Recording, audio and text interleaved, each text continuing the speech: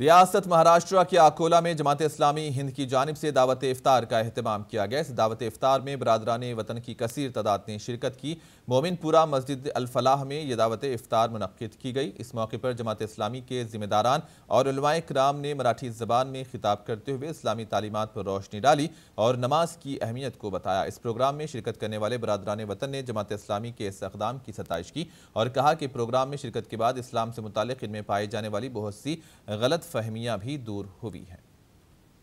एक भाईचारे के तौर पे यहाँ निमंत्रित करके उनको नमाज अदा किस तरह किया जाता है, इफ्तार का पार्टी का जो सभी समाज के लोगों का मिलनसार होना कितना ज़रूरी है और इस्लाम का अर्थ क्या है, नमाज कैसे अदा की जाती है, नमाज का अर्थ क्या है, यह हमारे डॉक्टर साहब ने हम सभी को बहुत अच्छे प्यारे लफ्ज़ों में बड़े प्रेम से हमको समझाया। मस्जिद अल फलाह में आज जो जमात इस्लामी हिंद ने सभी धर्मों के भाइयों को यहाँ आमंत्रित किया और मस्जिद में नमाज किस तरह से अदा होती है, इस्लाम में क्या तत्व है